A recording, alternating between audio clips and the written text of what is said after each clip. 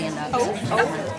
Because some stuff got added Like, late, I I was just wanted like you to hang have hard out, so I have to copies. like adjust. So your pink minutes are right in there. Paul, because then I'll really never you touch. have the folders. I did hard copies of things that were added to Teresa's online stuff late in case you didn't have a chance to see it. Okay. So everything's right in the manila folder. So just FYI. It's okay.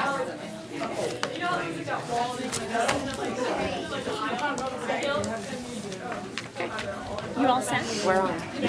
Miss Clifford is going to walk them over. Oh, how? During the day, a principal, always a principal. Hello.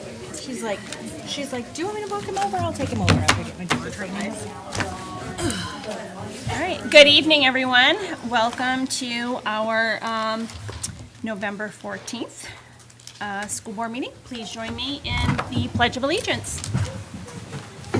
I pledge allegiance to the flag of the United States of America and to the republic for which it stands, one nation, under God, indivisible, with liberty and justice for all. Thank you. Mrs. Bowles, do we have any adjustments to the agenda? Not this evening, nope.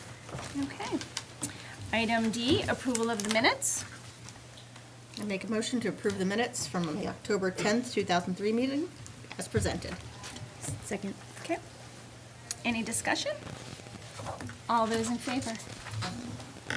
Thank you. Item E, communications and correspondence.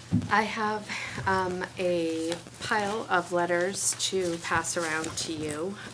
First, to go through the list of resignations. Brendan Tenney, very sadly, broke my heart, has resigned as custodian at Hancock County Technical Center. Marty Dayton, adult ed chemistry instructor. Miles Dunn, food service worker at Ellsworth High School. Frank Rapp, director of technology. Tessa Byard, Ellsworth High School science teacher. Brenda Berry, Ed Tech 3, EEMS, and Joy Foster, clinical supervisor for our health occupations program at HCTC. Having said that, I also want to announce our retirement. After working here for since 1978, Gary Burgess will be retiring from the Ellsworth School Department at the end of this year. So we want to thank him for his service and appreciate the fact that he did it as early as we did, as this will be a difficult position for us to fill moving forward. He's our clinical tester and evaluator for our special ed department, amazing. and he's amazing. And he's helped us out whenever we've needed in different coaching capacities with students. So we'll miss him and celebrate him at the end of the year. But he's also announcing his retirement from the school department. Did you say 1978? Perhaps. Wow. Just a year or two. Amazing. Yep, he is one of our longest tenured employees, if not the longest, perhaps. Yep, I would never have guessed. yep. That's it for communication. Okay, great. All right, that brings us to administrative reports. Mr. Clifford. Good evening. You have my report. Before I bring the girls' soccer team up, I'd like to just go over a few things. So last Thursday, we held our first Veterans Day celebration. And I really want to thank Heidi Elmler, Marion Leach, National Honor Society, and the Student Council for putting that together. Some of you were there, and the band did a great job. It was well organized. We're hoping to have a few more veterans next year, but it's a start, and it went really well. Emily Hagerman is all-state tenor saxophone. She found out last week, and she's the lead, which means she is considered the best saxophone player in the state of Maine. And I will have her come next time. The fall musical information is there for you, so you can buy tickets now. And I talked to Miss Ireland. She's real excited about the show. Everybody's working hard, and it'll be coming in November. We have parent-teacher conferences tomorrow and Thursday, and so please sign up if you haven't already. And I will bring the girls' soccer team up at this time. Come on up, coaches and team. So as you know, they won the Northern Maine State Championship this year. Had a terrific year.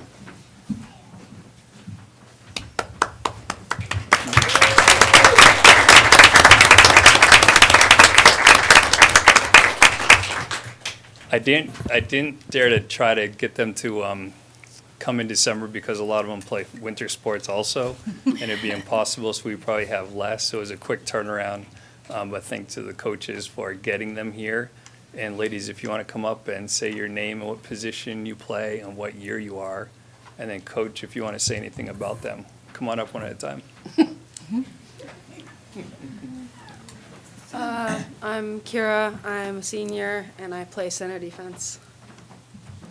I'm Bianca. I'm a senior and I play right wing. Megan Jordan, senior, defensive mid. Addison Atherton. I play forward and I'm a junior. I'm Lily Bean, I'm a junior, and I play center attacking mid. I'm Jaden Sullivan, I'm a junior, I'm the goalkeeper. I'm Cameron Clow. I'm a freshman and I'm a forward. How? And then May and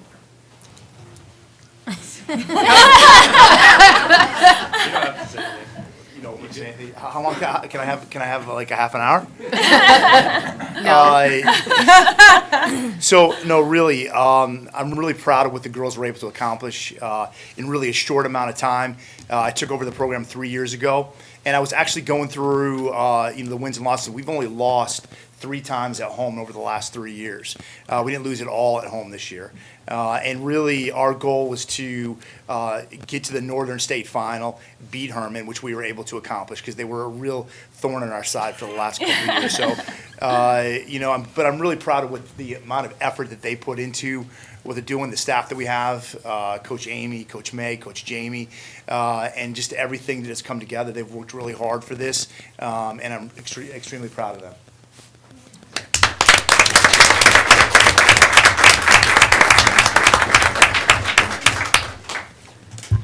And we did have our Student of the Month awards, and so you saw in September and October, so Student of the Month, Elizabeth Pileski, Rachel's Challenge, Marquise Palmer, BPA, Isaac Weber, STEM was Megan Jordan, who's here, Humanities was Natalie Hardison, and Teacher was Tessa Byard.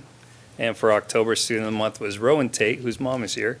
Rachel's Challenge is Alex Boudreau, BPA was Maeve Rogers, STEM was Karaman Contronio, Humanities was Madeline Hagney, and Teacher of the Month was Mr. Linders, also a science teacher. So science was well represented.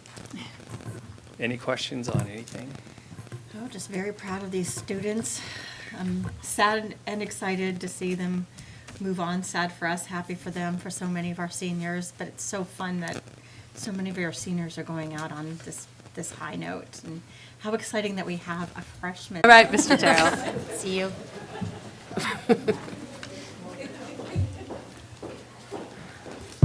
Was it something I said? Apparently No, but something so. you were about to. Right, man, oh man. All right, my name is Bill Tracy. I'm the director at HCTC. So our theme this month was really about instructor planning, partnerships, and community involvement. If you took a look through the board report, you would see up to 11 different events that our staff have planned in working with the community, whether that's people coming in and instructing our students and giving them new opportunities, or that's places that are hosting us and allowing us to come on site. So that's been fantastic. I can't say enough about our immediate community and the support, as well as our outlying communities. They're just willing to really partner with us to provide different things for our students. So again, can't say thank you enough. We had our advisory dinner last month, and it went very, very well. We did compete with the MCC the same night, but we still had well over 100 people, and our feedback, which I shared some of in the group, was really nice to see. Really, the format worked well. Some things we'll look at changing and adjusting next year to make sure we're not competing with the MCC on that night, but it was still a great turnout and a really solid event, and I can't thank our culinary group well enough for the great meal that they provided. This week is busy. We have no Brookside restaurant this week because our culinary program is working with the VFW because they do the annual turkey feed this coming Saturday. So that's really exciting. I think there's 30 plus pies, not that I'm counting, but lots of opportunities. And then, so just some upcoming events. We do have a Caregiver and Me group that we're looking to build. On Mondays, it's 0 to 12 months. 12:30 to 1:30, that we'd like to host students. We have a student who's there to support it, who's planning it as part of her project, so she would like to bring families in to do that. And then on Thursdays, we do a 12 to 18 month, same time frame. So anyone who's out there listening who has small children, would like to give it a shot, come on in, it's going to be a good experience. Other stuff you should be aware of just coming down the road, we have our first Rotary dinner for our health occupation kids, bio kids, auto, and cyber. They'll all be recognized by their instructor and by the Rotary. That's a great event, a great evening. And then we have a craft fair coming up to support Skills USA on the 9th, financial fair night, which we had to move, but that'll be coming up the 14th. And then finally, we have our leadership breakfast coming up on the 15th of December. Any questions for me? It's wonderful. Good things happening, for sure. I know. Absolutely. Oh, and did we mention in a board meeting that Mr. Tracy did present at the MSMA conference? I did. I had the opportunity to present at the MSMA conference a couple weeks ago. Had a good number of folks in the crowd, and my dissertation topic, what I'm looking at, is principal retention. So it's been a 3-year process. I finished up in May, and I'm really excited for the work that's come, the paper getting done, as well as, what that's meant for my growth personally. So, thank you. And we heard good things Oh, from people good. at the conference. He was that okay. Thank you very much. Thank you. Thank you.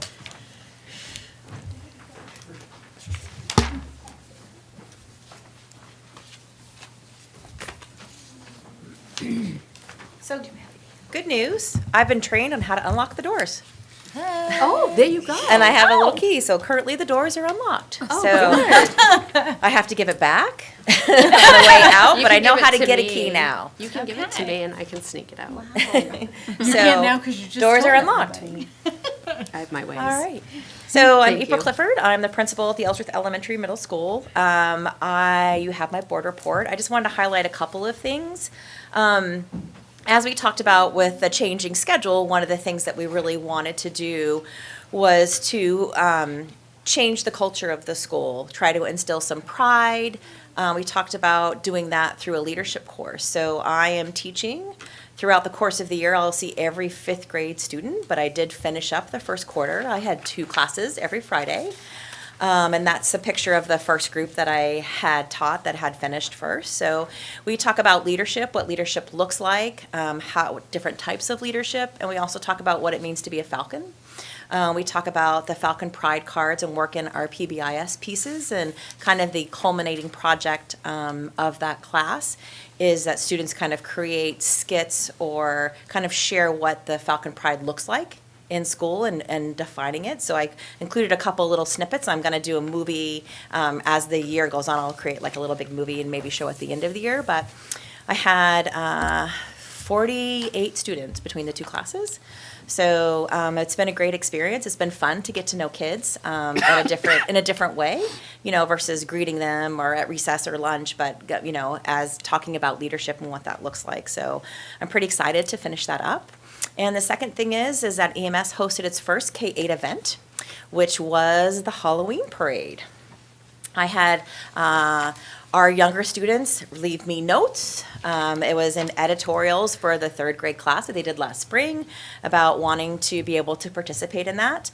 And we had really good participation. It was super fun. Kids were so excited, and it went relatively smoothly. So we started with students came to school in costume. They went to the elementary gym, and the older students paraded around for them, and then the elementary students paraded around for the middle school students. And then the middle school students did their usual activities that we do with our costume contests and the grade level parade. So it was a great experience. I got a lot of hugs and so happies from kids, and we didn't have any costume mishaps. Nothing broke, nothing ripped. So that's a big concern of the teachers, because I don't want to be the one to call mom. We did have to wash a costume. Unfortunately, we had a little bit of bloody nose, but we threw it right in the washer. We took care of business. But it was a great experience. A lot of positive feedback. We'll change the parade route because there's a lot of kids. So we were like, they're finishing and we still haven't left, so I think we've got to do a little work on that. I'd love to eventually take it outside and have it at the track and make it like a community event where parents can come see. That's kind of what I grew up with. I grew up in Southern California, and that was it's fond memories of that. And, if those elementary kids hadn't wrote those letters to Mrs. Clifford in that editorial unit and they hadn't left me notes or stickies, it really wouldn't have happened. But I thought it was a great way to have a K-8 event, and we did that. We had a lot of fun, and I included some pictures for you. And the last thing I wanted to highlight from the report is that we had our Math for Me coaches come and visit. They went through a majority of our K-4 classrooms. They did a mini lesson, presented a number routine, and then they stayed and provided some additional training and introduction to the grant for our middle school staff, for our math teachers only. So it was a great first visit, and I'm excited about where that grant's going as we're getting started with that. And then our bar visit, coach is coming the 28th, and she'll spend the day with us visiting classrooms and helping us run big block and little block meetings, so I'm pretty excited about that as well. But that's it for so far. Any questions for me? Thank you for allowing that parade to happen. I know when our kids were little, they wanted that so badly. Yeah. And I know there were concerns, but it is so nice that it has been brought back. And successfully, because every time that we give those kids something to look forward to, a reason to walk through those doors and be happy, it's a win. It was a great day. Kids were so excited, and we had a pretty good structure to it, and I think things went pretty well. The parade route definitely needs to be adjusted. We had we're finished and we're not even leaving the gym yet, so that was a little bit, but if we could have the event outside and have parents be a part of that, I think it would be amazing. Yeah. Mrs. Clifford, would you mind explaining to folks at home what PBIS is, what those letters stand for?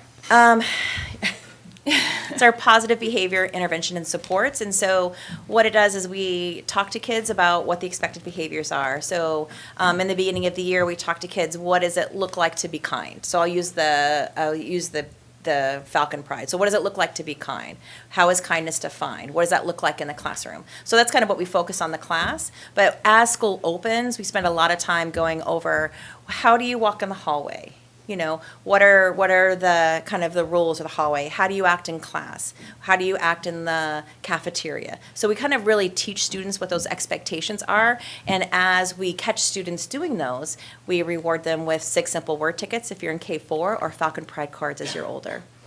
But it's a great way to set, to kind of have the school run orderly, which is important with a lot of kids that we have, but also, showcase students. And just some students don't know the expectations. They haven't been in like our kindergarten friends. If they didn't go to preschool or nursery school, they don't know how they walk in the hall or what you need to do at the cafeteria or when you dump your tray or, all those things. So it's amazing. We have playground, classroom, hallways, and they're all displayed throughout the building.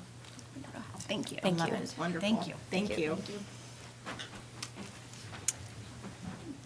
Annie, you're up.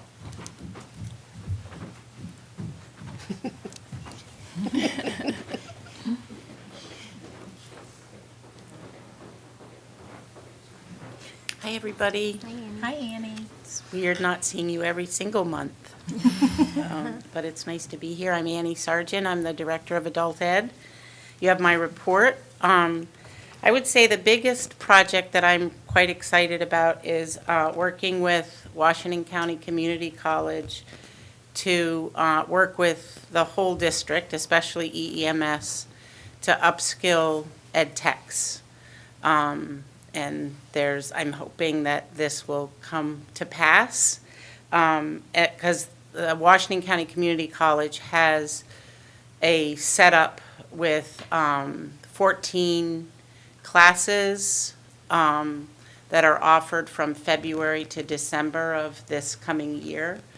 And I'm hoping that we can create their asynchronous mostly, so they're online self-paced, but they're every 2 weeks.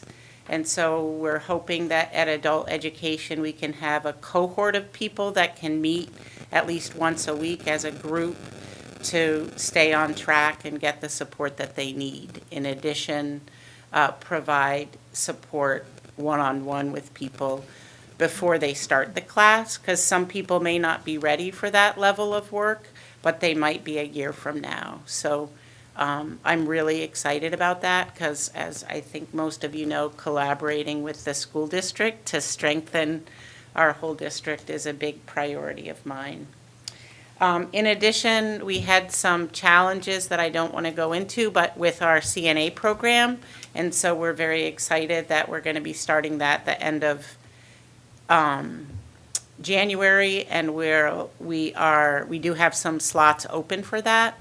The clinical sessions will be at Birch Bay, which is kind of a unique situation, and the director of nursing there, the director of health services is going to be the clinical instructor, so that's a great situation.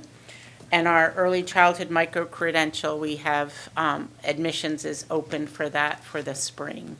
So, I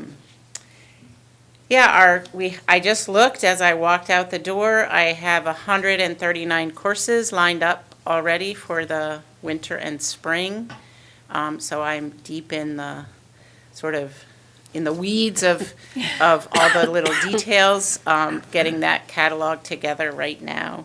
And many of the courses are live already because as soon as everything is set, I'm going live with them. So that's exciting. And then, as promised, episode 3 of Adult Education Data 101, I've shared all the different assessment tools. I feel like a lot of people still think of adult education as being, basket making and GED, and we are so much more than that. And we're having so many people in our program, in addition to multilingual learners, which I think I've mentioned. We went from like 4 students to 24 students, and we're getting more every day. But in addition, so many people that want to upskill and change their career situation. And so we're we're able to do that because we're small enough to accommodate, to change our programming. So a lot of these resources, career assessments, we have 2 of them that we use, one very comprehensive, as well as digital literacy and all of those kinds of things, in addition to the sort of bread and butter ones that we're required to use that maybe are a little bit less useful in terms of formative assessment. So does anybody have any questions? No, thank you for all Thank your you. great work. Thank you. Nikki, you're up. Good evening. I'm Nikki Chan, Assistant Superintendent. And so you saw in my report, I feel like I'm kind of repeating some of the same things. After Tuesday, we will have had 5 full professional learning days this school year. That is a lot of professional learning to plan and deliver to teachers. So we've been working really hard on that with my team and department. And we have another great 2 days coming up, Monday and Tuesday. We're going to do a district day on Monday. So again, we have a lot of differentiated options for our teachers, focusing on instructional design and also data. As you saw in my report, October was really full on my end and my team's end for NWEAs. As I said last time, really for the students, it was just a short burst. There was just 2 tests, the ELA, the reading side, and the math. If you were in middle school, you did also take the 3rd session for the language. But the way we designed our calendar, we're basically testing different grade levels all month. So there was a lot of juggling in my report, and I will also say it here. I really want to thank Katie from IT, Katie, our MTSS coordinator, and Stephanie, our instructional coach. Those people, along with the admin team, they really were crucial in making sure that we were able to have such a successful testing season, along with basically everybody else in IT. We had the bandwidth, we didn't have any issues with that. When kids were absent, they were able to, catch them and test them. And so we really were able to test almost 100% of our district, K-10, which is great. We've been starting to put the data together. I stopped in the hallway the other day and talked to one of our teachers about a spreadsheet that we're making that will be able to really help all teachers, not just a classroom teacher, for example, but a teacher like GT or a special ed teacher, to quickly and efficiently utilize the NWEA data to identify students or to design groupings, to see what they might have scored and kind of roll that into what some of our tech programs like IXL or anything else. So really trying to take the data which was given to us and now immediately put it into action. And as I noted, next week we're going to try to provide a couple of different sessions that will help educators, not just teachers, be able to understand how to do that better. Some people know how to do that and they've already started on their own, but we do think that there's a lot of people who need support with that and are wanting to do that. So that's what we've been focusing on a lot. In addition to that, with the PD design and the NWEA, the fall benchmark, the other thing that has been a huge focus continues to be our federal grants under ESEA. There's a piece tonight that I'll be presenting a little later. There's a lot of challenges that we've had in the past that really I'm trying to work through and check the boxes and make sure that we're either in compliance with or making sure that we're moving towards the goals that our administrators and our leadership teams want to move towards with the data, whether that's attendance data, behavioral data, of course, academic data, and really just trying to make sure our systems are clean, and that's taking quite a bit of time. But we're getting there. We're digging through the list, and so that's feeling good. But it's a lot of work. It's been a lot. A lot of even submissions at late night deadlines. But we're getting there. We're getting there, and of course, the finance department has been very helpful to me in doing that, and the leadership team with the goal setting. So, and just to close out, November is a month of thanks, and so as our admin are presenting what they're presenting, we have admin who have run huge schools who are teaching classes, taking the time to teach students. We have admin who are in doctorate programs presenting statewide to other people. We have other admin who are, every day sitting in focused learning sessions or study halls and meeting with students, dealing with behaviors. They do a lot every single day. And I just continue to be amazed at what these people do with the size schools that they have, and proud, and we're very lucky to have the team that we have, and it should be noted how hard they work, and I don't think they get enough credit for that. That goes for the whole school department, truly. But our leaders are working extremely hard, and they go above and beyond. I'm not sure how they do that, because they're busy with the regular stuff, and they're still achieving the extra special touches, and that should be commended. So, thank you. Mm-hmm. Thank you. Thank you, Nikki. Thank you. Mrs. Bowles, you're up. Hi, good evening. So unfortunately, I want to start on a different note and talk about the tragedy in Lewiston. I do feel like I need to take a moment and honor those who lost their lives in Lewiston, and also honor those first responders and workers at the hospital who helped. We were all at the MSMA conference when this happened, and that certainly shifted our work for several days. I want to personally thank Chief of Police Glenn Mosier. People don't really realize what goes on behind the scenes when things like this happen. And his communication and collaboration and thoughtfulness in really working through things, and other law enforcement agencies too. It's a lot of moving parts, even when something happens in a different part of a state. It does affect all of us, and we all have to work together when something like that happens. So I really want to thank him for his thoughtful approach and communication with me throughout that time as we collaboratively worked through a lot of moving parts with that. I also want to thank the community. That was not an easy couple of days for anyone in our state. And I want to thank people who really reached out and offered support during that time. And our administrative team, which Nikki just thanked.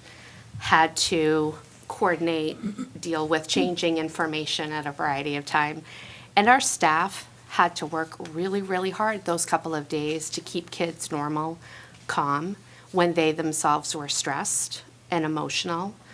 So I really think people sometimes forget what our school personnel have to do in situations like that, and I think they should be commended. I also want to remind people that during those things, those are really hard decisions to make. And I had a lot of people thank me, and I had, some people with criticism, and that's okay. We're not always all going to agree. But I think it is important for the public to know that communications go out as quick as they can. It is not always as quick as I would like, but at times I am beholden to when I get the information. And the one thing that I don't ever want to do is put out half information or put out information multiple times because things keep changing. And so I feel badly. One of the communications did go out after our first bus pickups. Because we are such a large geographic area, our buses pick up early, and I do, apologize for that. But I promise the community that I will continue to be transparent and as timely as possible when things like that happen. And as always, and I have communicated this in the past, it is a family's choice. And if you are not comfortable, we support parents making the decisions to keep their children home. And so if your child took the bus and something changed, we support you coming and getting your kids. We want families to feel comfortable at times like this. And for everyone, that's going to look a little different. So just wanting to make sure that parents know. My kids attend the schools too. It's not an easy decision. And I will continue to make sure that people know and have information as quickly as possible.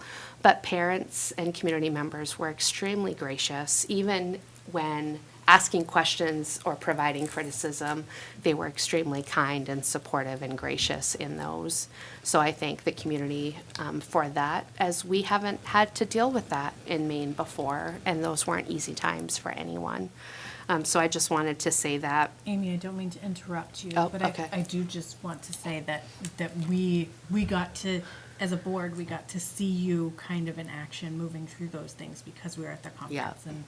And I think I probably should have waited, but a huge shout out to you in that too, because that Thank you. it was intense for everybody. Yeah. And you really handled things from what I saw. Yeah. On next to you in some of those spots was Even really- when I'm.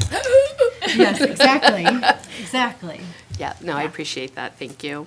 And kind of spinning off that, we were at the MSMA conference at that time, and that was weird. We had police guarding all of us at the Civic Center, and that was bizarre to walk into that situation and kind of feel the angst of it all. So, but having said that, extremely proud of Bill Tracy, who presented at that. Nikki and I both attended to show our support. Being an administrator and going for your PhD is a lot. And he's kicking butt and taking names doing it. And his presentation was very, very well done. And several administrators from around the state spoke up. This is a huge issue. So his problem of practice was retention of administrators. And as Nikki mentioned, administrators, teachers, ed techs, everybody that are working in our schools right now are working in schools that look very different than they did even a few years ago. And so talking about and looking at how we're going to recruit more administrators. Oh, he's so cute. He wants to talk, Matt. He's excited. Is a big deal. So very proud that Bill did that. And the learning at that is exceptional year after year. And so very appreciative of the board and their support of that. Want to talk a little bit about and follow up, provide the full board an update. We continue to meet monthly with the Early Childhood Education Collaborative Group, the task force that we formed for this current year. trying to look at solving the issue for the city of Ellsworth, or at least start coming to some agreements on preschool and daycare and early learning workforce problems in Ellsworth. It's one of the huge problems that the city has identified as part of their comprehensive planning process. We've had 2 meetings. Our last one was at HCTC, hosted by Mr. Tracy, and our culinary students provided a meal. Really hoping that the public tonight, if they work or run an early learning facility in Ellsworth, if they would please come to the table. This isn't just about the school department solving the problem, it's about a community initiative to solve a problem for our community, and the school department is only one piece of that puzzle. We are in a crisis. All of our preschools right now have wait lists of over 60 students. And so students, when they come to us in kindergarten, are not having preschool experiences that we are used to in the past. And that does have a dramatic impact on our school department and how we function and move forward. So really trying to ask the community to begin attending these, or if they have questions, they can contact me, they can contact Kelly, they can contact Abby, and we would be happy to have them. Our next meeting is at the end of November, November 27th, and this time it will be over Zoom. And the early childhood women from the Department of Education will be on Zoom talking about different collaborations that can happen between private early learning facilities and our public school to try to offer different pre-K opportunities for students. So if people are interested, we hope they will attend. To provide the board an update, our HCTC Building Committee met with the main director of Career and Technical Education, Dwight Littlefield, and Scott Brown, who is the director of School Facilities Construction Project Coordinator, to ask questions again and to keep putting our face in front of those 2 men, asking for clarity around the construction application process, when that may be coming out, what possibilities for funding there are, where we might fall on the list, because as the community knows, we are in desperate need of a new career and technical center to keep up with other parts of the state. And with the workforce crisis we have in Ellsworth, we certainly deserve and need a new school. And I am very excited to report, God love Frank Evanson, our Director of Maintenance and Transportation. He worked really hard with me and Tom Seekins from EMC, and we have submitted 4 grant applications for school revolving renovation funds. So to explain to the community what this is, the SRRF offers funding where schools have identified needs in the areas of health and safety, building systems, energy and water conservation, and learning space upgrades. This year, applications were able to be applied for only priority 1, which is health, safety, and compliance issues. These include things like roof structural danger situations, improvements to indoor air quality, ADA violations, hazardous material abatement or removal, and health and safety compliance issues. The SRRF fund is through the Maine Municipal Bond Bank. It is a state and local partnership with each providing a portion of a project's funding. So each school could apply for up to $2 million, but there were a variety of checkpoints that we had to meet to be able to do that. If we are given funding, a portion of each loan is considered a grant, and then the other portion is no interest rates loan.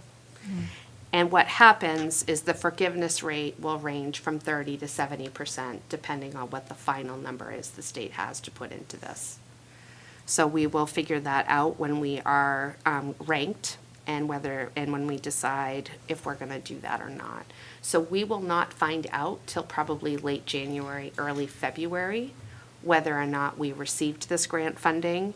But the loan is capped at $2 million per priority per school building within a 5-year period. So we've applied now, and then we cannot apply for the funding for those 2 schools again within the next few years. So what we have done is we have made an application for HCTC in the area of life safety for $1,844,341. HCTC ADA, $337,531.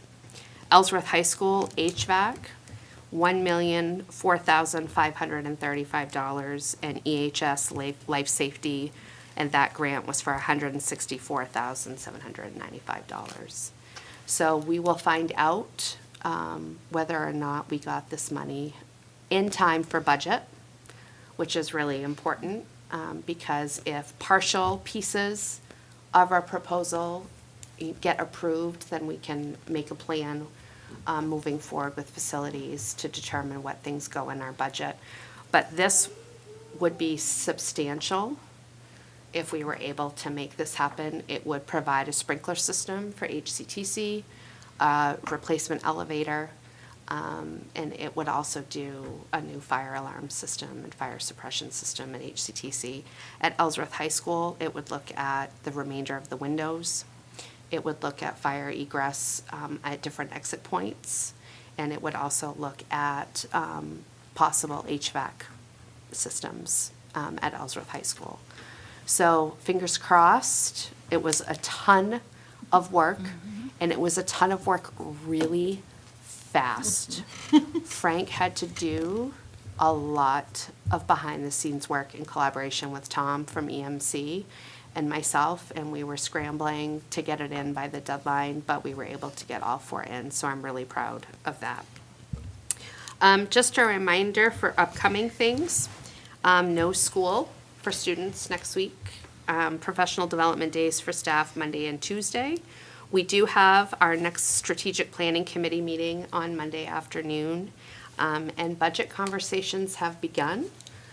We'll be having our first budget conversation as a leadership team tomorrow, and we will start providing you with financial updates about budget starting in December. I feel like it's always budget season. Oh, isn't it is. Yep. It is in my world. And also, I know you gave a shout out, but like also to keep in mind, Frank did all of this, and Frank is still fairly new to our. Oh, yeah. district. Like, this is what, it's beginnings of his 2nd year? So that's pretty Yep. amazing. It was a good catch, for sure. Yes, it was. Yes, absolutely. All right, thank you, Mrs. Bowles. It brings us to item G, committee reports. Do we have anything other than policy to report out on? No, because Amy just spoke about ours. So. Yeah, okay. Abby, you're up then. You Are we go. ready to do policies? Yes. Okay, so we have a few things, we're just doing a second read that that you guys did last month. There was some changes to the language. Once again, we're just trying to be in legal compliance with what the state wants for us to do, and it basically has to do with vaccines, how long we have to allow families to provide the necessary materials to show, yes, this is what they have, et cetera, et cetera. It's just an update to an existing policy. It's a slight bit of wording, and we have some new stuff tonight about our board standing committees that we will go over in a bit, but everything's good, and we're continuing our review of, all the policies, which we have to do every couple of years, so it's just an ongoing process. So you'll see a lot of little updates like this. Do you want to touch upon what we talked about regarding committees? So committees, the chair, as always, assigns committees, but sometimes things arise in people's lives where they can't, where maybe they were okay with the time frames and everything the committees met, and then something happens and they can't. So on the occasion in which somebody is not just subbing in for one meeting, in the occasion that you have to actually reassign committees. We're just gonna make sure that that is, to be transparent, that's gonna happen in public, where that is reassigned, noted, et cetera, et cetera. And when it comes to there's a few different types of committees that our board participates in.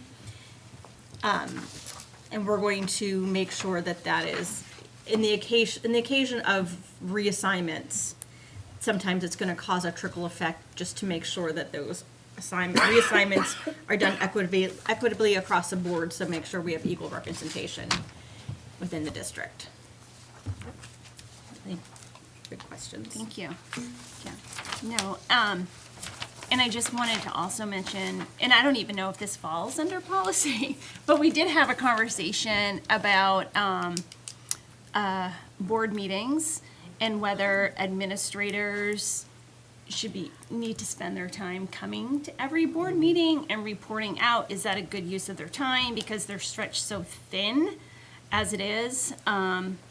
The hours that our administrators are putting in is absolutely insane. So we started a conversation around, like, should administrators come to every board meeting, or maybe every other, or quarterly to report out? Maybe a better use of their time is to put out a newsletter monthly, something along those lines, which I think Mrs. Bowles is going to talk to leadership about tomorrow. Yes.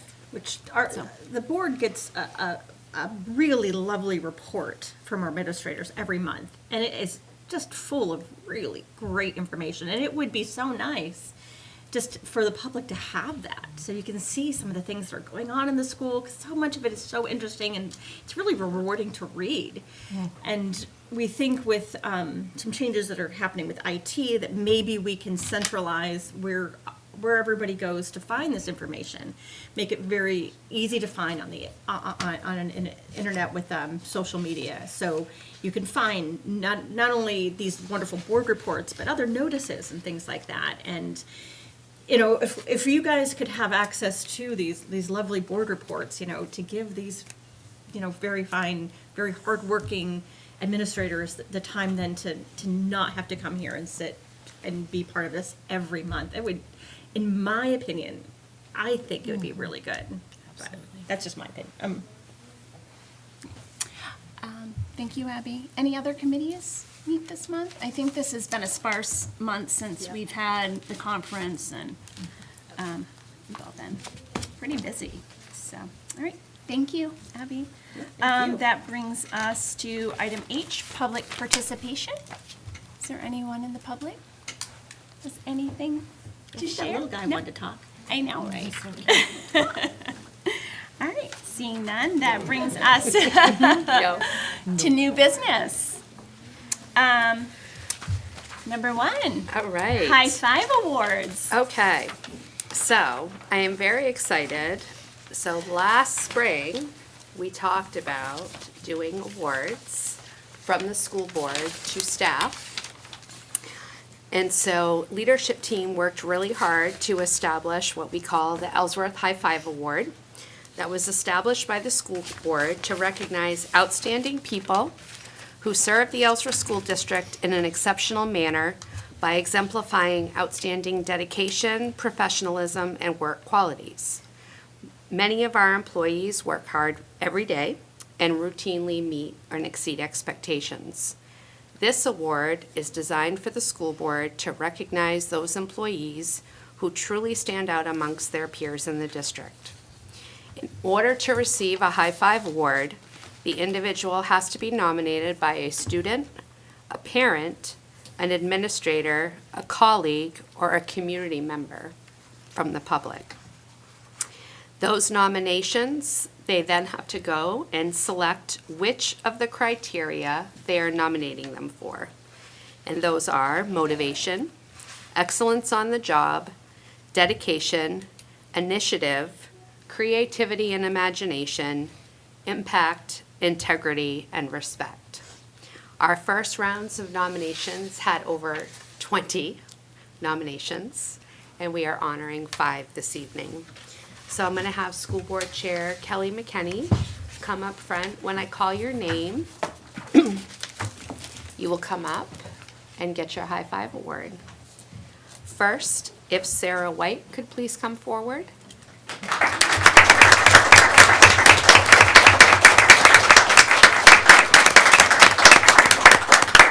So Sarah White, oh, can someone from admin take a picture, please? So Sarah White is a guidance counselor at Ellsworth High School. She was nominated for Excellence on the Job, Dedication, and Initiative. She was nominated for going above and beyond in partnering with Ellsworth Elementary Middle School officials to help with the development and implementation of the new middle school schedule. She gave up countless hours to partner with Mrs. Clifford to make this happen for the students of EEMS, in addition to her responsibilities as guidance counselor and the start of school at Ellsworth High School. Thank you, Sarah.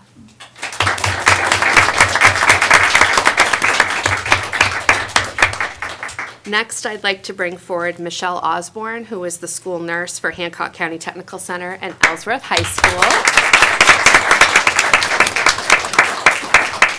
She was nominated for Excellence on the Job, Motivation, and Respect. Her colleagues at Bucksport Regional Health Center talked about how she goes above and beyond every day in partnering with them. It has not always been easy having two different health facilities side by side at the high school and trying to figure out all the parts and pieces. And they said in their nomination that she has gone above and beyond in making them feel welcome, making small spaces work, and doing everything that she can to do what's best for kids.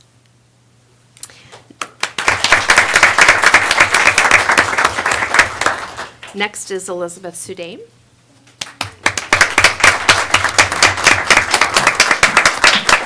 She is an ed tech currently at Ellsworth Elementary Middle School. She was nominated for her creativity and imagination that she utilized when dealing with a variety of hard-to-reach students, whether it was behaviorally or socially and emotionally, and for her partnership with other colleagues.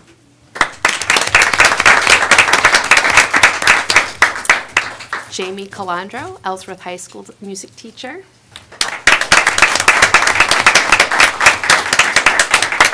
He was nominated for Excellence on the Job, Dedication, and Impact on Students. Mr. Calandro always shows up for his students, going above and beyond to support his students both in and outside of the classroom.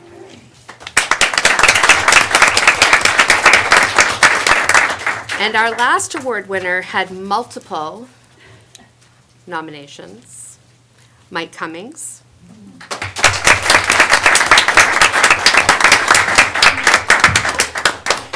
Mike is nominated for his dedication, impact, and integrity on the job. Mike has worked for over 30 years at our bus garage, oftentimes showing up at 3:30 a.m. to get things done. He has worked in extremely hard circumstances, grown into his new position, and has worked tirelessly to improve the culture at the bus garage, both amongst the bus drivers and van drivers, but also getting the bus garage to look and feel better for all of its employees. So he has gone above and beyond with shortage of staff for the start of the school year. So we greatly appreciate you, Mike. So thank you very much. So congratulations to all of our award winners. Thank you for coming. And we're happy so many of your families came. Yes. Yeah. I think this is going to be my new favorite part I of our know. meeting. I know, right? That was wonderful. Great. Thank you so much. Thank you. Congratulations. Bye, guys. Oh, I love it. I love it too. Thank you. Thank you. Thank Nice to you. meet you. Have a good night. Well, that was wonderful. I know. So good. I know. So next, another feel good. Next is our special presentation from our Workforce Ready group. I would like to call forward, yes, come right up. I would like to call forward Katie Hollenbach, our interim director of IT, Jane Stackpole, Leanna Connors, Jen Trowbridge, and I'll give a shout out to Rhonda in the back, Rhonda Tate.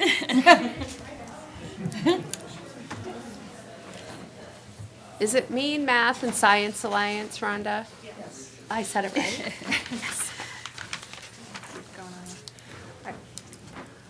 Okay, can you guys?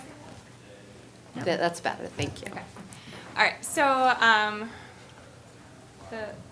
we have been participating in Maine Math and Science Alliance's STEM Workforce Ready 2030 initiative, and it's 4 of us and also Holly Libby, who's a 3rd grade teacher, and we've been doing this for the past year. This is our 2nd year.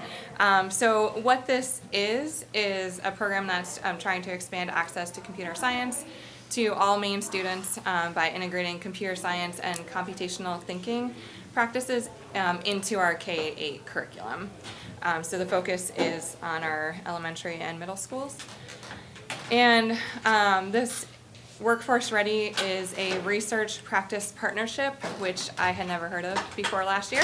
And I don't know that any of us have. So what this is researchers working together with teachers to help get a better understanding of what's working and what's not as far as integrating computer science. And so we kind of investigate together and ask questions and try new things. And the main questions we're trying to answer with Workforce Ready is how do we integrate computer science and computational thinking into rural K-8 classrooms, and how can we work with local businesses and organizations to prepare our students, our rural students, for the future workforce. So trying to get those questions and get our K-8 students more prepared. So this program we're participating in is STEM Workforce Ready 2030. And so we're trying to create a network of teachers who are doing the same work and working together. So there's a bunch of schools throughout Maine. I don't even know how many, we talk about numbers in a little bit, but I don't know how many different school districts, but there's a bunch of different schools that are participating, and we're working together to increase equitable access to computer science education. And it's a 3-year program, so we had last year was our first year, and where we kind of co-developed some different lessons and put them into practice. And then this year, and we made like a library of lessons. And this year we're now kind of trying to expand upon that. So we made some different lessons. Lesson plans was the focus last year. What does this look like in our classrooms? Tried new things, and had some stories about kind of how things went. And so that was year 1. And now year 2, we're kind of more focused on our district and in our school, and building up and expanding and building up more teachers and getting more teachers. That's really annoying. And A little bit. yeah, and training. So building up more people, finding more people to kind of bring in with us, and also training more people. Yeah, I think that's good. All right. WFR, Workforce Ready. Their goal is to train 20 computer science teachers, so leaders, teacher leaders. So right now we have 5 at EEMS. Do we have any at the high school? I don't think so. K-8, okay. And then they want 100 other classroom teachers teaching this computer science. And then we want to reach about 10,000 rural students. So we want to get this out there so everyone, we want to increase what computer science is, and we want them to be prepared for the workforce. We want them to be able to go get a job with computer sciences and everything. Right now, I just said we had 5 EMS teachers, but right now we have 42 total around the state of Maine. Okay, state of Maine. 90 educators are trained right now, so we're getting more teachers trained on what's going on and how to teach computer science. That is our ball. It threw me off because we built that. So 1,437 students have been impacted directly by WFR. So that's a big number, which is great. And then, was that just in our? This is just in our school district? No. No. All of them, okay. sorry, I should have done better. 2,250 students impacted by the WFR, and the leaders that we've worked with. We thought this was great because we had no idea what computer science was. Well, I had no idea. Katie obviously knew what computer science was. I had not a clue. So we started with being curious, what is it? Figuring out what it is. And then they literally gave us Legos and we played, figuring it out, and making them go and code. And then we decided, okay, how are we gonna bring this into our classroom? I need to plan with purpose. Now, how am I gonna get this into kids? And then now we're kind of at the end of the road where we're sharing this with everybody in our building, really. Is this still me? This is me. Okay. We prepared. First off, I want to say that anytime the Maine Math and Science Alliance calls and wants you to be part of something, we want to be part of it because it's a very well-run organization. I've done many projects through them and really enjoyed it. Okay, next. So I'll read this quote. The director of the MMSA, Ruth Kermish-Allen, has said that Maine has recently seen an influx of high-paying STEM career opportunities in our state. What we are not seeing, however, is a workforce prepared for these jobs. A critical component in building the capacity to meet these STEM workforce needs is creating networks of capable, confident, and inspired pre-K through 12 teachers and teacher leaders. The future of computer science education is not some distant thought. It is now. And it was also amazing to find out how much I didn't know about computer science that I've learned, and so it's been really an eye-opening piece for me. And in my fairly new job as a GT teacher, I teach a lot of computational and critical thinking with my students.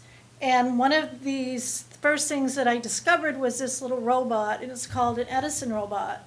And this Edison robot can be used pretty much K-8 because it has the capability to run off barcodes. So the kids can just put it on a barcode and it scans it. It can also be done with the drop-down system through like Ed Scratch, when you use the pull downs that say you can go this much distance. And it can also be programmed using Python and some other types of programming that's out there. So my students embarked on a project recently that had to do with the Edison robots, and they had to create amusement park and designs challenge. And what they did is they had to use, the only criteria was they had to use the Edison robot as the catalyst to make their amusement ride move. So they did, they did a swing up here. We had bumper cars that they did. They played around with a gravitron, and it went so fast it made me dizzy. So they've been working with a lot of different ideas, and they go through the whole engineering challenge where they have to do all of the thinking, and they have to apply their thinking, and they have to redo when something doesn't work. One of these students he had his whole design done and then found out it didn't work, so he had to go back. And he was like disappointed, but I said, what did you learn from this? And he said, well, I learned that I can actually do it after all. I can take it and put it together, and I came out with a really good product. So it's kudos to them. And unfortunately, I don't see them every day. So we did this twice a week for, 3 weeks, I think. And they came up with some really good things. So that's what I've been working on.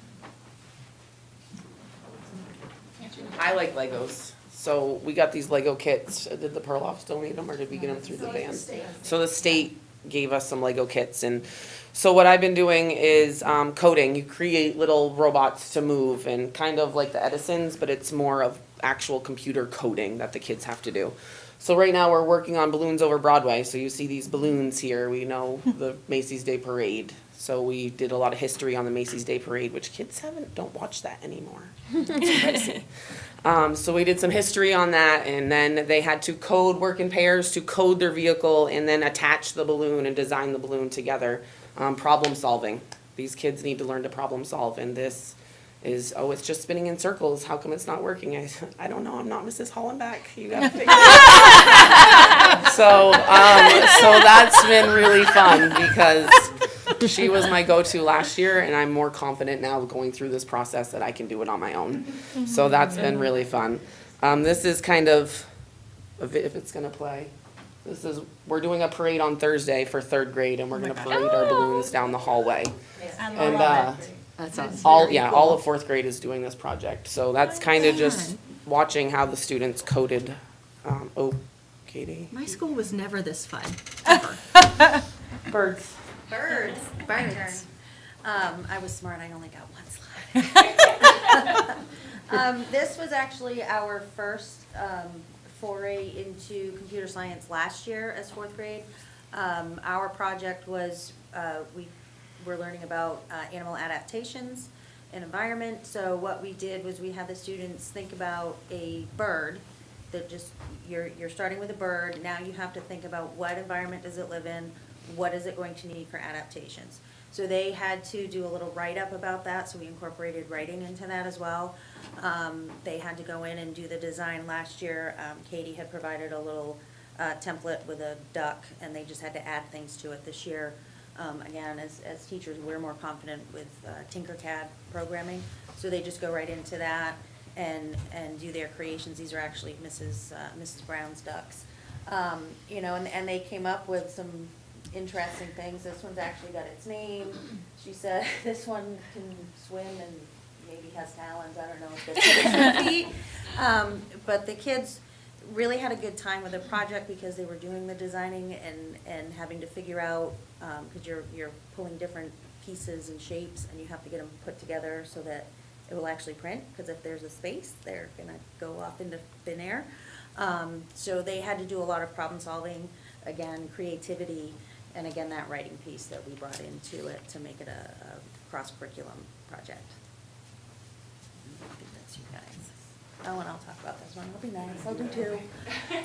So Holly in 3rd grade, what she did, she worked with bee-bots. I don't know if you can see, it's that little, looks just like a little bee. And the way you program it, this is more for K2 kids. So the way you program it, there's just 4 arrows on the top, and the green in the middle just tells it to go. Okay. Both of those ones. So they just have to be able to tell it, you know, every time you push it to program it. So if you want it to go forward 2 spaces, hit the forward 2 spaces, and then right, and whatever. So they worked on their life cycles unit, and incorporating computer science into it, they had to program the bee-bot to travel to the different stages of the life cycle. Holly's actually working on a master's in computer science integration, I think it is. So what she started doing is taking these into the kindergarten classrooms. She did that today, it was her first day, to introduce the kindergarten children and teachers to the bee-bots that they can easily work. Yeah, and she did this during her own prep time. So we're really working to get this out to as many teachers as possible within the K-8 building, so, and doing it in creative and fun ways. That's great. Thank you. All right, let me go quick. A few other things that we've done were with 3D printing and our new laser that we got from a grant from the state. Sunshine Barrett was really excited about those. So she's making an art project where kids are, the theme was like, I can change one life by being. And so they're making their own hexagon, and some are using something like Canva to design it and then use the laser to engrave it, and then some kids are just drawing and using the laser to engrave and cut out those pieces. And then we've done 3D printing. In 3rd grade last year when they were learning, I think, social studies or map unit, in order to learn the Tinkercad tools, we made compasses. So they all learned how to navigate Tinkercad by making something that they were learning about. We made backpack tags for someone in their class. We learned about empathy and about making things for other people and designing for someone. By designing, they had to partner up with someone they weren't actually friends with necessarily in their class and learn about them and then design something for them. And in 5th grade, another project we did was Honey, I Shrunk the 5th grade, and they had to measure themselves, get full measurements, and then shrink them down by like multiply everything by 0.1, and then draw a figure of themselves, and we then 3D printed those. So that's just a couple of examples. So just a few random 3D printing things we've done. And just real quick, some of the skills that we've seen. So the part that we haven't talked about was like the business piece of it. And we have worked with several different businesses through Workforce Ready over the past year. And all of them have expressed the skills that they feel students need. Perseverance in problem solving, communication, collaboration, interdisciplinary approaches, confidence, and dealing with ambiguity. So those are skills that we're getting by incorporating computer science and computational thinking. I'll just skip over that real quick. But some of the benefits that STEM Workforce Ready has for our district is to just integrate all of this into our existing curriculum, gain resources, knowledge, and teacher leadership networks, be involved in establishing like best practices for computer science integration, and working in partnership with district leaders and lawmakers, and to support computer science throughout Maine, and building deep relationships with school districts and connecting with local business leaders to strengthen our ties, and bridging that gap between what students know and what they need to know to be able to be in our workforce. That's all. So if there are any businesses out there that want to partner with us, we'd be welcome to them. Yeah, and that's one thing that we did see over the past year is like businesses that you don't think necessarily use computer science, or like everyone uses it in some way, even if you don't think you do, or computational thinking too, or just these skills that you that all businesses have seemed to need, life skills that. Yeah, and just real quick, just we've been throwing around computational thinking, and I don't know if people know what that is. Computational thinking, it's what you do every day. You do it every day, you don't know it. You see a problem, you break it apart down to its basic pieces, you look at what you need, what you don't need, you figure out if there's any patterns there, and then you move forward and continue doing over and over. So that's what we're talking about with computational thinking. Thank you so much. This was great. Thank you. I also love that while you were talking about computer science, the TV and the technology was glitching. Like, that was fantastic. Right? Isn't that how it always goes? Thank you. Up next, we have Mrs. Corson with discussion and consideration of an overnight out-of-state travel. I bet we all know what you're going to talk about. I was going to say, can we just vote? Now you believe me when I tell you I want to take 16 teenagers to Boston for the Thank you, weekend. guys. Thank you. With 2 of you, right? Only What's 16? that? With only 2 of you, right? Well, if all 16 go, I might want a third chaperone. It depends on the kids. So I think I have it nestled on the perfect weekend this year again. Well, last year it would have been during the state game. So so it's the weekend after when basketball states are. And it's the weekend before a big jazz competition. So I cleared it with Calandro, and I think it's the perfect weekend, March 8th through the 10th. I gave you the itinerary that we had last year, but the kids make decisions. So I decide, we're staying at this hotel because it has free breakfast and a pool, because those are essentials. And then they chose to go to the aquarium, but I always let, Blue Man Group's always an option. There's all kinds of live Broadway shows in Boston. So if they want to do that, I'm more than willing to take them. And we didn't actually visit Harvard because it was pouring rain, so we went to the Omni Theater and watched a movie on Mount Everest instead. So it was a lot of fun. The cost is probably $450. It's mostly taken up by the hotel. And I only had $10 for unanticipated contingencies, usually used for tips. We got a little carried away at the tapas restaurant. The kids kept ordering food. And I was like, sure, let's just keep ordering food, you know, what do I know? And the kids were willing to try it, and they were trying all this new food, and we got the bill, and we had only planned for like $250, and it was over $500. It was worth it. It was worth it to watch. So I was like, all right, tip money, gone. My shopping money, it was worth it to watch the kids eat like all this different food and eat a lot of food, you know. So I'll be more careful this year. But anywho, it's you know, it's a fun trip, and I enjoy my time with the kids, and we had a lot of fun last year. And this year, I really do think we'll get close to 16 kids. It's a big Spanish club this year. That's awesome. So, yeah, the word is out. The cool advisor. They heard about that. They heard about all that tapas food. They heard about all the food. Yes. All right. Do we have a motion to approve this trip? I will make a motion to approve the overnight out-of-state travel to the annual Boston Flamenco Festival as presented. Second. Beth? Okay. Any discussion? Other than thank you so much for giving your time to do this. I mean, it's huge. I'm not too old for it yet. Yes. Yes. And you give all that time to the fundraising too, because that's Corson's Lounge. Yes. Yeah. Yeah, Corson's Lounge, and we're doing a basket raffle, holiday basket raffle, starting tomorrow. So Awesome. yeah, I'll be hitting my friends up for raffle tickets. You should have said that at the beginning of the I meeting should have. We're before doing a we- holiday raffle. Did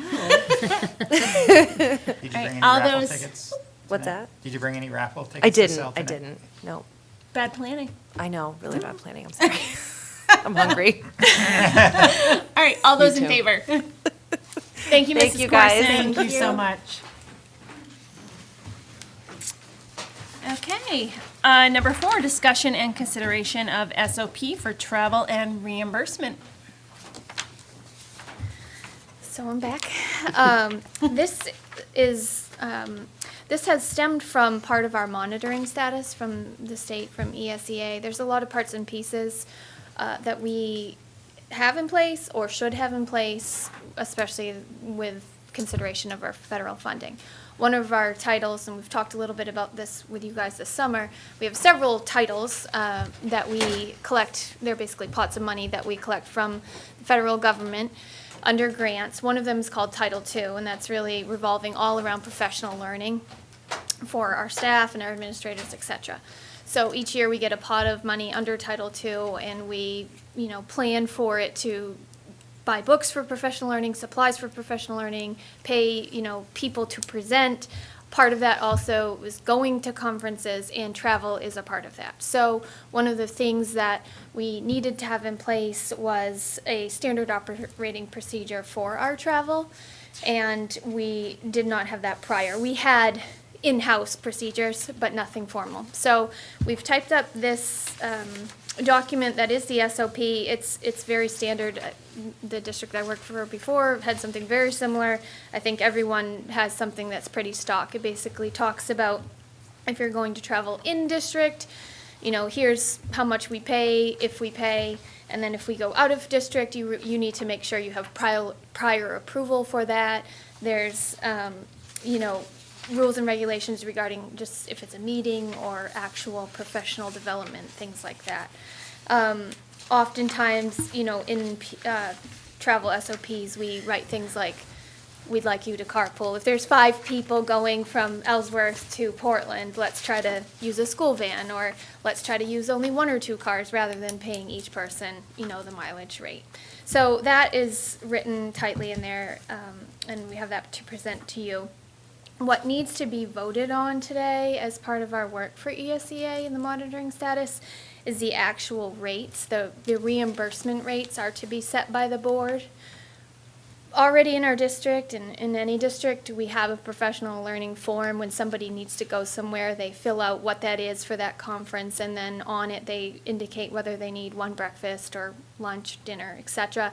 And then how many miles it is from their school to the place and back.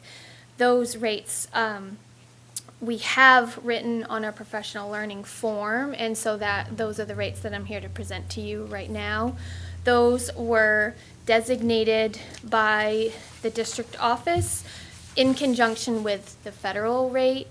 We are not at the federal rate, but generally we are in the range and rate of people in Hancock County. And so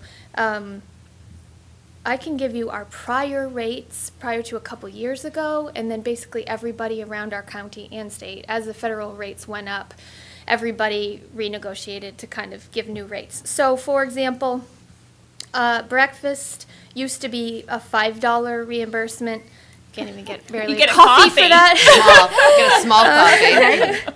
Breakfast used to be $5, lunch $10, and dinner $20, with mileage at 47 cents a mile reimbursed.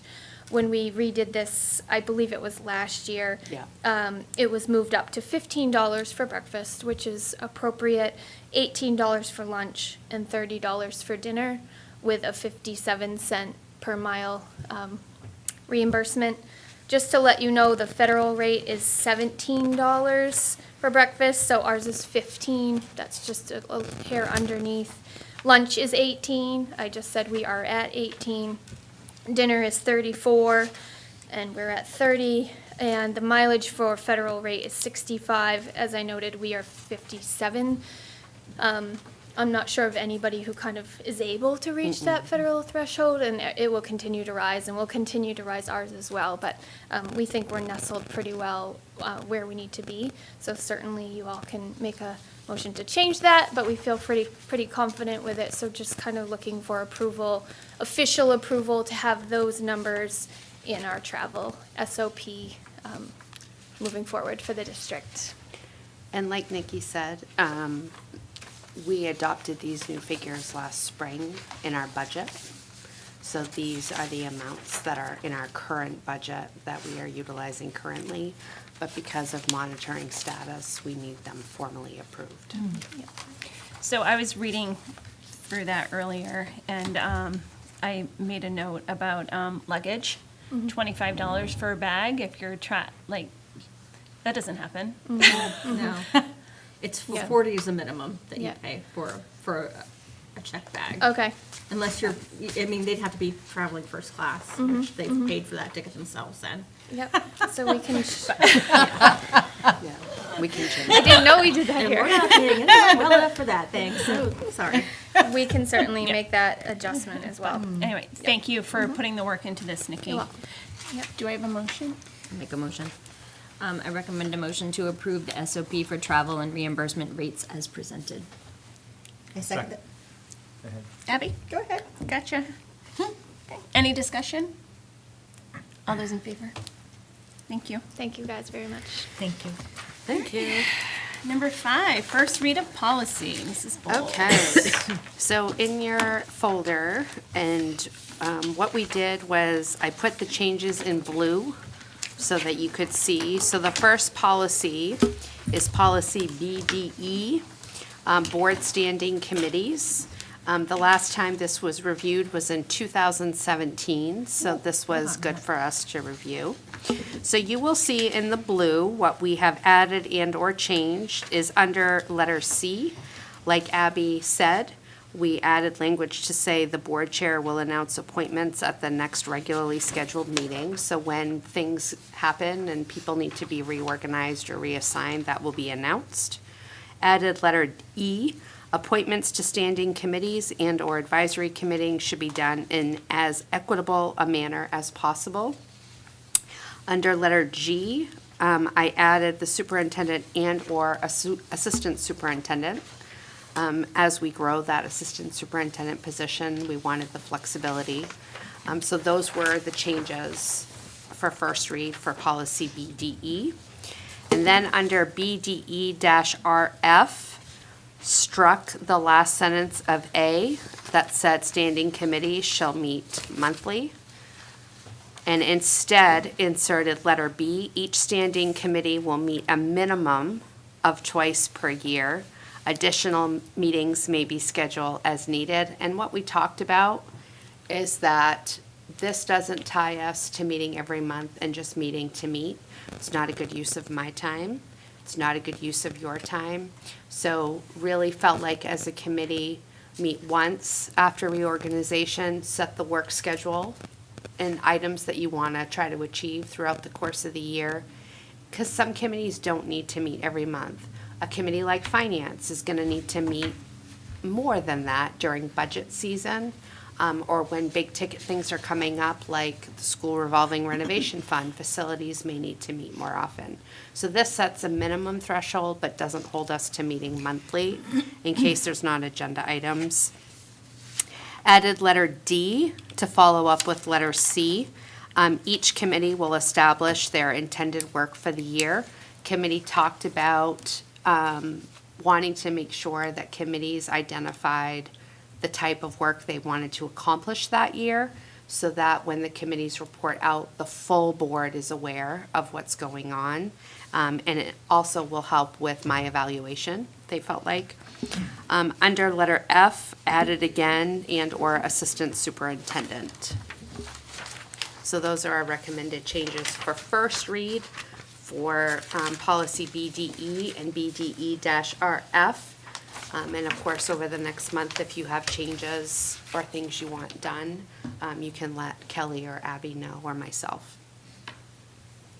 So I will make a motion to accept the first read of the following amended policies as recommended by the Policy Committee: BDE, Board Standing Committees, and BDE-RF, Standing Committee Operating Procedures. Second. Any discussion? Are they, has the policy committee thought or talked about looking at what committees we have and reviewing whether we still want to keep these committees or adding new ones?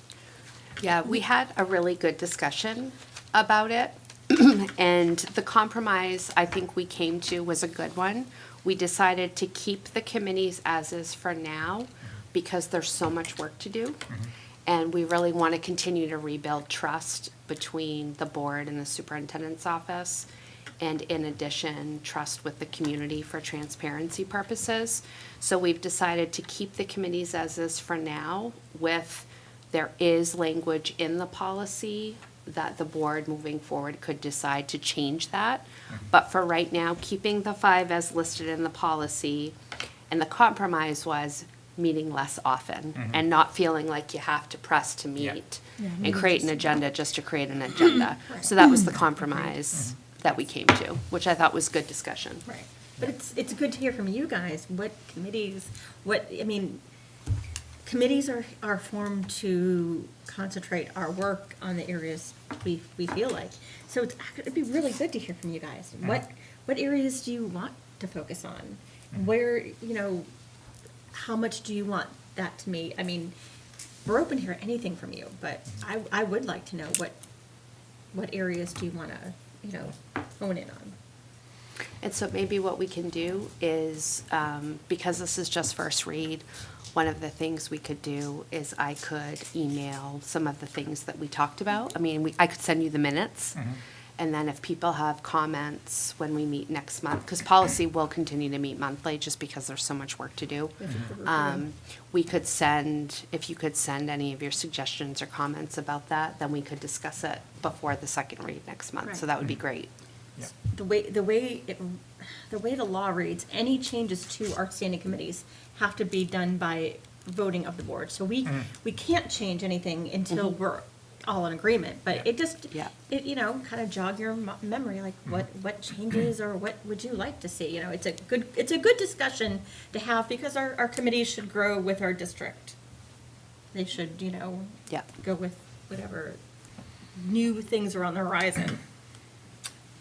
Yeah, I was at the MSMA conference. I was in a meeting, clinic that we were talking about committees, among other things, and I was a little bit, I guess I didn't realize this, but some districts have fewer, have only 2 committees. Yeah, and that is something that I presented to them at our we go to a monthly new superintendent's training. Yeah. And one of the things that was really talked to us about, because there's a lot of us that are new, because turnover at these positions is really high. They talked about the job has gotten so big, don't out-schedule yourself in meetings. And that's certainly, I feel that immensely. And one of the things that they talked about was best practice around committees, which I shared with Abby and Kelly. And a lot of what they do is personnel only does negotiations. They don't do a middle layer of hiring. Hiring goes to the full board. So that committee only meets for that. And they talked about facilities and transportation goes under finance in a lot of districts. And in a lot of districts, there is no curriculum committee because the full board has to vote on that. And so the superintendent said, your people do the research and the work and then present to the full board for consideration. So we talked about all of that and kind of the history of why we are where we are and where we should go moving forward. I too was surprised. I've always worked in districts that have 5, 6, 7 committees. But being on this side of it, it's overwhelming. It's a lot. It's a lot of work. So I appreciated the conversation that the 3 of us had. I thought it was a really good one.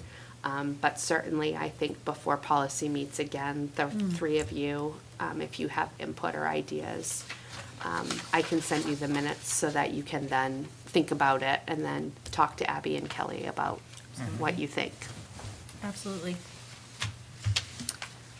All right, are we ready to vote? All those in favor? Thank you. Okay. Second read of policy. So JLCB, immunization of students, is different from the first read because our school nurses and I worked together collaboratively on it to include some different language in it. Wanted to make sure that we added language regarding IEPs and certain considerations. So looking tonight for second read of that policy. Do you have a motion? I'll make a motion to approve the second read of the policy JLCB as presented.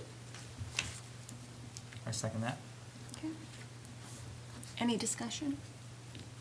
Amy, nothing has changed since the first read, correct? No, just the additional language regarding the law. Right. And this just brings us to a current Compliance. status. Yep. Okay. All those in favor? Thank you. All right, that brings us to number 7, school board reorganization. I move to re-elect Kelly McKenney as board chair for Okay, second that. 2024. Well, that was fast. Not it. Okay. Paul didn't even finish what he was saying. Any discussion? All those in favor? Thanks, guys. Thank you, Kelly. Then I'd like to recommend a motion to elect Paul Marcosian as board vice chair for 2023-24. I'll second that. All those in that? favor? No, we have to have discussion. Oh, discussion, sorry. Discussion. You know, I have some concerns because Paul was our second chair when I came on board. I had problems. I went to our chair and I went to our second chair. We did not have resolution. We didn't even have, there were times, we didn't even have emails back at some points. And I have concerns. I absolutely hear that, and I don't want to discredit, your experience. But especially this last year, I feel like Paul has really stepped up in some situations where, I know for me personally, with my busy schedule, Paul is willing and able in a lot of situations. He's knowledgeable about a lot of things. I can't speak to what your experience was before because I wasn't here. So I hear you in your concern, and I think your concern is absolutely valid. But just from my perspective over this year, that is what I have seen, and really over the last couple of years, since some others have not been here anymore. But they're also, you also have to take a moment and understand that these were some pretty big issues about the board's compliance with our laws. And to not have follow through, correct information, like that is literally the job of the office, and it didn't happen. So I'm sorry, but no, can I, and that has never ever been accounted for. It has never been. We've never even had an open discussion about what happened, what went wrong, why was there a lack of communication, why was there a lack of, so no, to not even acknowledge what happened and to never have a conversation, and then to be, I'm not going to be okay then putting somebody back into that situation when that was never, it's not like it's just in the past. It was never resolved. There was never something that said, okay, this is, so no, I'm sorry. But I'm not going to be okay with that. And it's, as I said, it wasn't like we didn't follow the motion on something. Oh, no.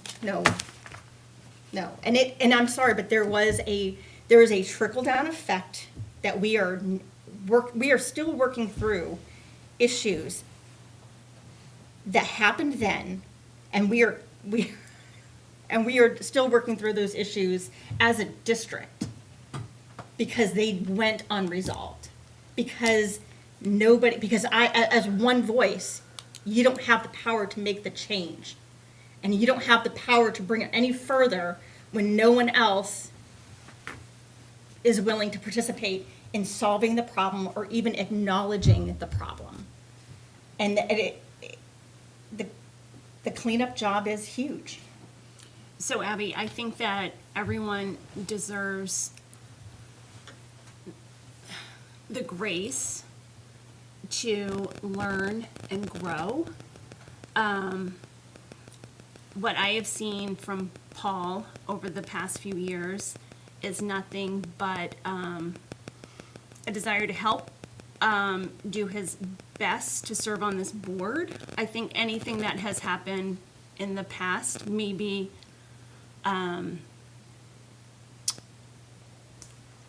was, if things were not done as they should have been, maybe it was done not in a manner of being purposeful. Like, I don't believe anything was intentionally done.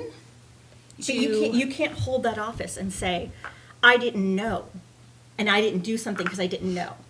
It's cut and dry. And it was brought to the attention like, no, I don't believe this is legal. And here's the verbiage that says that. I can say that as the board chair for the past 3 years, there's been a whole lot of things that I haven't known and I've learned along the way. But at that moment, I was like, here it is. It's not up to suggestion. It was cut and dry. And as I said, the thing is, you want to say, okay, we learn and we live and we get on and everybody should have the grace.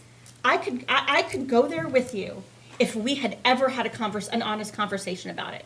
But it has always been brushed away. Like, we're not going to talk about it. We're going to pretend that never happened. So if we're going to pretend it never happened, then how am I going to say, yeah, I'm going to have confidence that it's not going to happen again?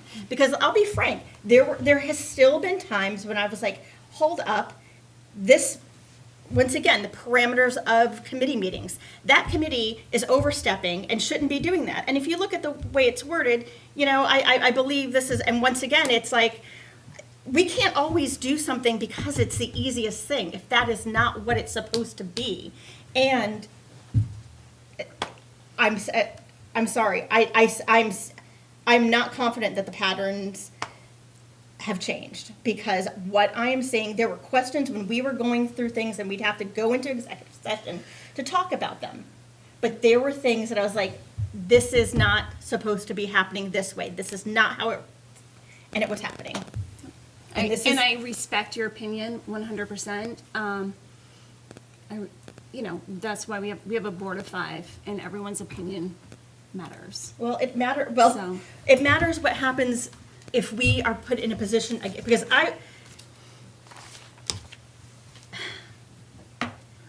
what happened before could have been a lawsuit. And I am not comfortable saying, sure, let's do that again. Because I promise the next time, like,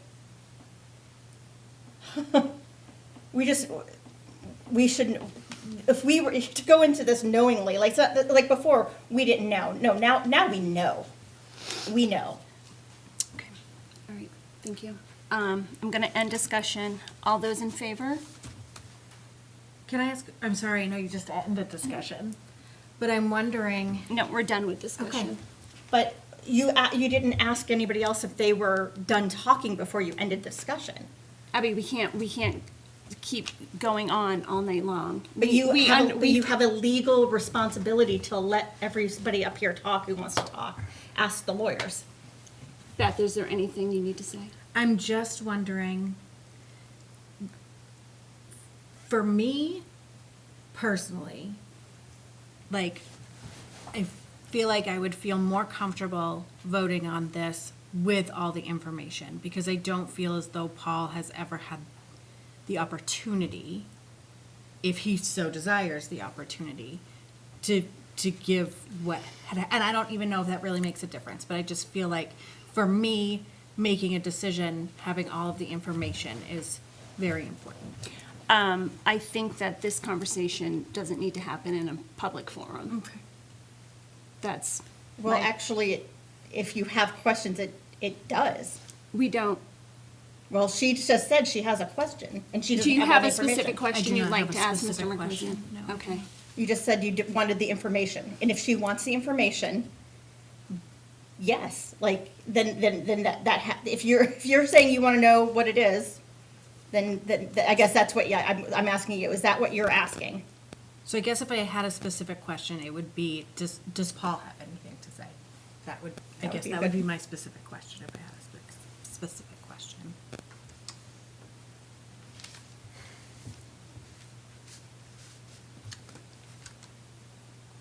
I mean, during Abby's first year as a school board member, we had some differences of opinion on roles and responsibilities of board members and what board members should be doing in taking on, speaking about issues related to the district. Those disagreements were not, they weren't friendly disagreements.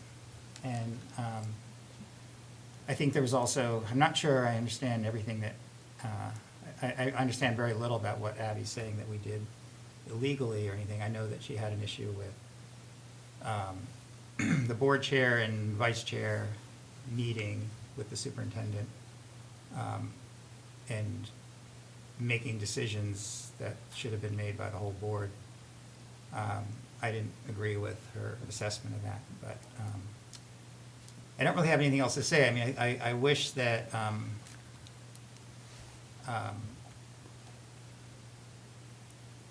Abby and I could just get together and have a cup of coffee and talk about some of this stuff. I've offered to do that in the past, not in the last year or two, but. Never once. No, that's not true. Never since then. Well, you didn't take me up on the offer, so it still stands. We could still do it, and that might alleviate some of your concerns. But I think part of this is just I don't really know. I don't have a lot to say beyond that. that, just for the record, that's not the incident I'm talking about the fact that the board chair and the second chair and the superintendent called me into a meeting, which made a quorum, because there's 5. So that's a meeting behind closed doors in which the public was not invited. A meeting that I questioned highly and was told over and over again, oh no, it's fine, it's not illegal, it's not illegal. Yes, it's illegal. Here's the verbiage. We're 3 people meeting behind closed doors to discuss something, and it is not allowed by our charter, by the rules of our office, over and over again. And in that meeting, I was threatened. I was told, you did this and I can remove you from office for it. And before this meeting, I said, I'm not comfortable with this, and I feel like I should have my lawyer in here with me. And I was reassured, no, this is just, nope, it's just fine, it's just fine. And then that happened. And what they were saying, what this person, and this person was not Paul, I'm going to say this, that what this person that was not Paul was saying, it was not only was it completely false, but they were using their authority in a manner to try to gain something from me. And it is coercement at its lowest level. I mean, it's bad. And so after going through that, and not one person in that meeting stopped that person and said, no, that's not okay. And I went on to have to work with these people after that, after being, forced into a meeting that I kept saying, this is illegal, this is illegal. Oh, no, nope, it's not. Yes, it is. Yes, it is. And then in that meeting, somebody feigned authority that they did not have and threatened to remove me from office. And because of that, there has been a very big trickle effect. And since then, no, there was never an offer of let's get together, because there were when we were shutting down for COVID, I kept reaching out saying, wow, I really think we should meet. I really think we should come together as a board and say, what does this look like for our district? And there were not even an email back. Like that's. So Abby, so things have happened in the past and things that probably shouldn't have happened, but it was under different administration. And it was 6 years ago. No, it was 5. 5 years ago. And I think often board members rely on the superintendent to tell them what's right and wrong. But I was a new board member. I understand. Going to the people who were literally voted to be that person that you go to for advice, for help. I understand that. I understand. Absolutely. And I think at this moment in time, you have a board that wouldn't support something like that happening. So if something like that even remotely got discussed again, it wouldn't happen. Yeah, and I would say, go ahead. Being new to this role, okay, and Bev's like, yep, me too. What I would say is each of you have been incredibly supportive as individual board members over the last, it's almost a year anniversary for me, next month. And so each of you brings an incredible value to this board. And what I would say is, I would love to see us get to a place where we continue to build trust, which we've talked about. And I get, because I was on the other side, that there were a lot of times where things maybe didn't feel good and things happened that all of us kind of were like, eh. But I'm hoping that over time you will continue to see us grow. It's part of why we're doing the board handbook. It's why we're looking at these policies, so that all of you can start to feel more comfortable. Because I think each of you who have served, the 4 of you especially, who have served over the last few years, especially going through COVID, all have your stuff, right, that has happened that hasn't felt good being a board member. And really, my job is to really help you guys as a board come together and work more effectively to support the district. And I would say, as a superintendent, you each bring a lot of value to the table, a lot of good ideas, and you're all incredibly, incredibly committed to this school district. And so I would love to see us get to a place where you each look at what you bring to the table and focus on that. I know it's hard to get past things that have happened in the past. It would be for anybody in any situation. But I do believe that each of you are good people and have really good intentions for the work of this office that you serve and could come together. And I really think, if you hang with me, that we can do some really good things as a group moving forward. So I would just offer that for you guys before you vote. Thank you. Okay. All those in favor? Opposed? Thank you. All right, that brings us to calendar and announcements. Our next school board workshop is November 28th at 6 p.m. here in council chambers. We are planning to do our board evaluation, and we should also plan to report out on the workshops that we attended at the conference. Just keep that in mind. Our next school board meeting is Tuesday, December 12th, 6 o'clock here in council chambers, and committee meetings will be determined. Because we'll reorganize, so I'll email. Yes. Oh, yes. Also, before you leave tonight, if you could all just send me an email of what committees you would like to be on, that would be great. If you could do that by like Friday, that would be great. I want to get it back to you as soon as possible. So we've got policy, personnel, finance, curriculum, and facilities. And then these are not really board committees, but we have a liaison from the board on dropout prevention, HCTC committee, HCTC building committee, wellness committee, strategic planning, and I'm hearing whispering of a new committee for the medical center. Yeah, Bucksport Regional Health Center, I think at some point is going to form an advisory board, and they would love a board representative to serve on that. That'd be great. In early childhood education. And thank you. Yes, and early childhood. Thanks, Abby. All right, that brings us to item L, adjournment. Having no further business, I move that we adjourn this meeting. Second. Thank you. Any discussion? All those in favor? Thank you. Time is at 7:53. Do you want these folders back, Amy?